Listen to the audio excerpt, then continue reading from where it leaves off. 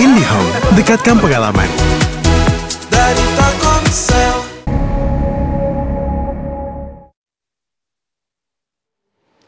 Pemirsa, Gunung Semeru di Lumajang, Jawa Timur mengalami erupsi disertai awan panas pada Rabu siang. Hingga tadi malam, awan panas guguran masih terus berlangsung dan telah mencapai 14 km ke arah Curah Koboan.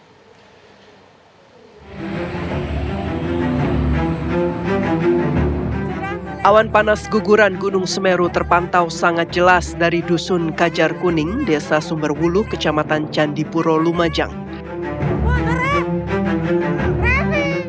Seusai laporan dan peringatan dini dari Pos Pantau Gunung Api Semeru, erupsi Gunung Semeru terekam dengan amplitudo 25 hingga 38 mm.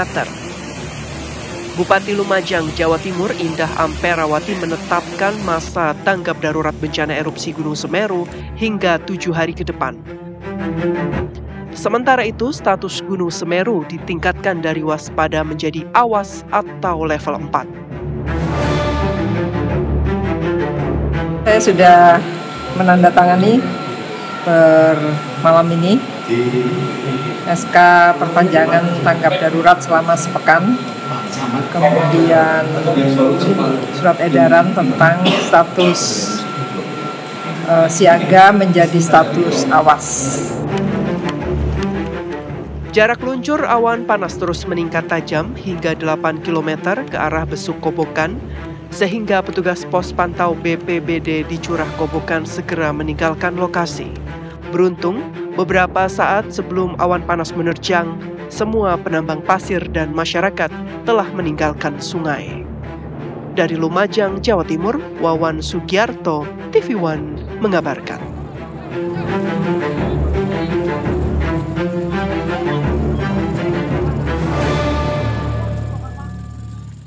Gunung Semeru meletus hingga meluncurkan awan panas sejauh 13 km. Kini aktivitas vulkanis Gunung Semeru masih fluktuatif. Untuk membahasnya sudah bersama kami ahli vulkanologi Surono. Mbah Rono melihat pola letusan yang terjadi kali ini 19-20 November. Apakah sama karakternya dengan erupsi tahun-tahun sebelumnya, Mbah? Yang dulu kita tonton, selamat sore para pemirsa TV yang saya hormati, Bang Andromeda yang saya kagumi. Jadi beberapa tahun-tahun terakhir, 2021, 2023 itu kan bulan-bulan Desember kalau kita ingat ada juga gitu kan luncuran awan panas seperti ini, tetapi berbeda konstruksi dan mekanismenya. Kalau dulu ya kan itu adalah awan panas guguran, jadi suatu kubah Semeru yang biasa terbentuk dalam kondisi yang sudah labil, mereka gugur kemudian menghasilkan awan panas. Nah, yang saat sekarang ini adalah suatu letusan yang menghasilkan awan panas. Sama, ini bisa punya kecepatan sampai 300 km per jam tergantung dari sudut lerengnya saat itu, dan temperaturnya bisa mencapai 400 derajat pada saat turun ke bawah dan mendingin pada saat kontak dengan air dan sebagainya, membawa batuan halus dari abu, pasir, kerikil sampai ke bongkah yang besar. Dan itu panas semuanya, gitu Bang Andrew. Jadi, untuk yang sekarang yang terlanda awan panas gitu ya, pemerintah daerah dan pemerintah pusat itu punya kewajiban perlindungan pada masyarakat, ya kan? Bahwa daerah itu kalau masyarakat tidak direlokasi yang sekarang terkena awan panas, kelak kemudian hari pasti akan kena awan panas lagi. Yang saya tidak tahu kapan terjadi. Nah, di situ memang ya kan awan panas itu adalah sekarang menjadi emas hitam ya. Ya kan, kalau sudah mendingin, pasirnya berkualitas tinggi untuk beton, untuk tol dan sebagainya. Demikian juga kerikilnya dan sebagainya. Nah, itu yang menjadi daya tarik masyarakat ya kan, berada di daerah kawasan rawan bencana. Lebih khusus adalah di alur-alur lembah yang di situ ada aliran awan panas. Tetapi mereka itu sangat berbahaya. Bila terjadi awan panas ini malam hari dan tidak jauh melintas di situ, ya kan, ini pasti tidak ada yang selamat karena kecepatannya tinggi dan temperaturnya juga tinggi, Bang Andromeda. Jadi mohon kiranya pemerintah daerah, pemerintah pusat itu, ya kan, atas nama perlindungan kepada dan atas nama kemanusiaan kepada masyarakat yang saya terkena sekarang, ya ada suatu pemikiran relokasi ke tempat yang lebih aman. Itu aja. Sekarang statusnya sudah level 4 atau awas. Apakah awan panas ini, Mbak Rono, bisa dilakukan upaya mitigasi? Meskipun radiusnya sudah 13 km. Sebetulnya mitigasi itu ya kan termasuk dari warning. Sebetulnya level 4 itu sebelum terjadi awan panas. Sehingga masyarakat sudah diungsikan lebih jauh gitu loh. Ya kan? Ini kan sudah terjadi, gitu. Ya oke lah gitu kan. Sesuatu yang sudah terjadi gitu kan. Ya mitigasi warning itu ya peringatan dini, ya kan peringatan dini itu berdasarkan suatu mekanisme peningkatan kegiatan, gitu kan, sampai terjadi letusan, ya kan. Sebaiknya peringatan dini itu awas itu adalah diberikan sebelum awan panas itu terjadi, ya, sehingga masyarakat punya kesempatan untuk bersiap-siap untuk melakukan fungsi. Demikian juga pemerintah daerah yang bertanggung jawab terhadap perlindungan masyarakat khususnya terhadap pengungsian bencana ini bisa menyiapkan, karena yang harus kita pikirkan ya kan jumlah tenaga atau jumlah petugas BPBD atau pengungsian itu relatif lebih kecil dibanding dengan jumlah pengungsinya gitu loh. Itu yang harus kita perhatikan. Kenapa saya menyarankan atau ini untuk relokasi yang sekarang terlanda awan panas, karena pasti akan kena lagi ya kan. Ya pindahlah, sekarang kan banyak transportasi, kalau memang mau menambang datang ke situ, setelah itu kembali ke rumah masing-masing, itu yang paling penting gitu loh. Mereka bisa menghasilkan tambang, tetapi juga tidak ada ancaman bahaya. Ingat bahwa letusan gunung api itu merupakan suatu collateral hazard. Sekarang ada bahaya primer dengan awan panasnya. Nanti kalau hujan turun, material awan panas terbawa air hujan itu berkembang ya kan, mengikuti lereng bergerak, itu berkembang menjadi lahar hujan yang panas karena endapan awan panas itu. Jadi ada langsung bahaya dari awan panas. Nanti yang ini lama prosesnya, bisa berkembang menjadi ya lahar yang setiap musim hujan ada. Kalau penumpukan material ya kan letusan Semeru itu masih ada di puncak, ya kan. Kalau letusan ini mungkin dalam beberapa hari selesai. Tetapi ancaman lahar tidak berhenti. Dan itu sebetulnya juga risky. Karena itu adalah emas hitam, pasir bagus gitu loh. Tapi risiko lahar hujan, Bah?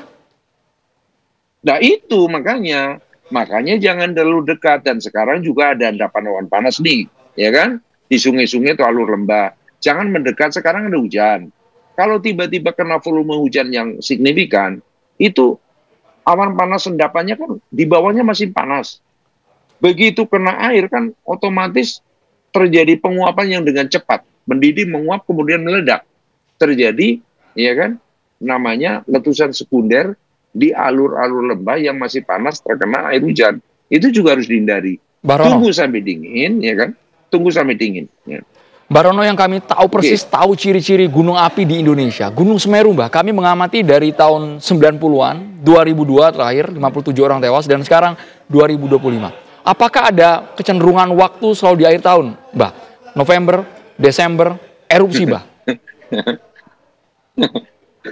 Nggak begitulah, gitu kan. Kemarin waktu longsor, waktu terjadi awan panas guguran, memang kan berember terus itu, Andromeda, kan begitu, ya kan? Iya. Karena di situ ada peran air yang cukup signifikan,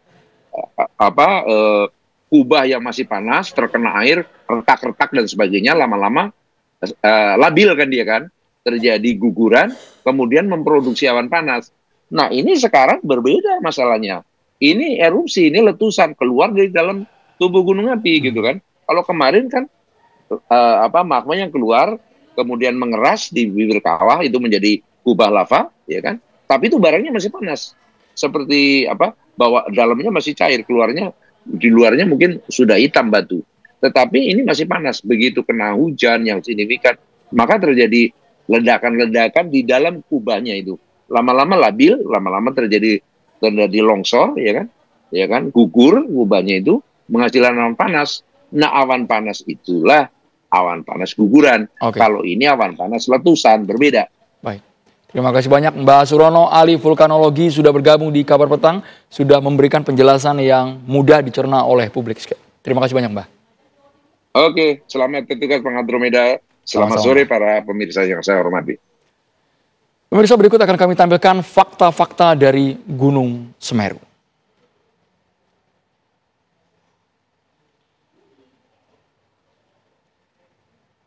Kami akan tampilkan berikut ini merupakan fakta grafis dari erupsi Gunung Semeru. Gunung Semeru yang terletak di Lumajang, Jawa Timur. Secara urutan waktu sudah sering mengalami erupsi. Ini merupakan posisi dari Gunung Semeru jenis stratovolcano kerucut yang terletak di Jawa Timur. Gunung tertinggi di Pulau Jawa.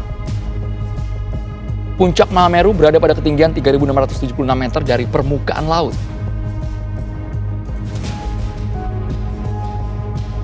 Dari aktivitas letusan tahun 1800-an tercatat 20 kali letusan lebih, kemudian di Februari 1994 ada 9 kali letusan. 4 Desember 2022, meletus dan guguran awan panas, ada 57 orang tewas. Aktivitas letusan pada Desember 2022 dan 2023 menyebabkan hujan monsun, runtuhnya kubah lava dengan radius yang begitu jauh, awan panas guguran, lahar hujannya bahkan hingga mencapai 13 km. Dan sekarang, pemirsa, imbauannya, radius bahaya sudah bukan lagi 8 tapi 13 km. Waspadai potensi awan panas, guguran lava, dan lahar di aliran sungai sepanjang Besuk Koboan, Besuk Bang, Besuk Kembar, dan Besuk Sat.